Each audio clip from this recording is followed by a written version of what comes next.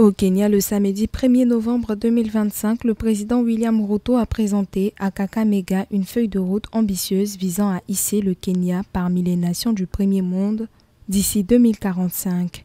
Le chef de l'État a mis en avant des réformes majeures dans la santé publique pour garantir l'accès universel aux soins, ainsi que la création d'un fonds souverain et d'un fonds national d'infrastructure pour stimuler les investissements.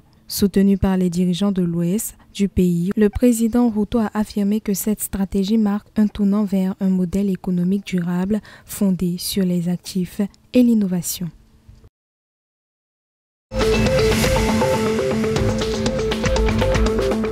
Le 2 novembre 2025 à Djibouti, l'Assemblée nationale de Djibouti a adopté en seconde lecture la révision partielle de la Constitution lors d'une séance solennelle présidée par Dileita Mohamed, président de l'Assemblée nationale de Djibouti. Le texte approuvé à la majorité qualifiée vise à renforcer l'état de droit et à adapter la gouvernance nationale aux mutations politiques. Saluée par la majorité et l'opposition, la réforme marque un large consensus parlementaire. Le Premier ministre Abdulkader Kamil a souligné qu'elle s'inscrit dans une dynamique de stabilité et de continuité républicaine.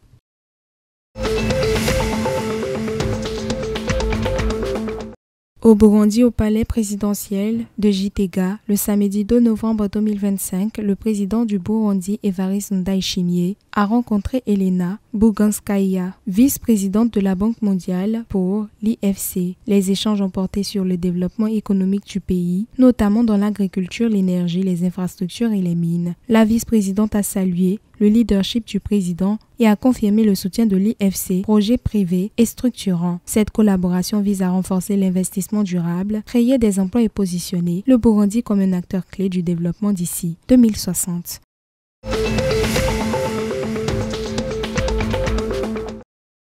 Au Soudan, depuis la chute d'El Fasher, le samedi 26 octobre 2025, plus de 36 000 personnes ont fui de Tawila, qui accueille déjà 652 000 déplacés. Les forces de soutien rapide ont pris le contrôle de la ville, intensifiant les affrontements avec l'armée soudanaise. L'ONU et le CCR alertent sur les risques de famine et de violence ethnique tandis que la CPI enquête sur des crimes présumés. Le pape et plusieurs dirigeants internationaux appellent à un cessez-le-feu immédiat et à l'ouverture des corridors humanitaires.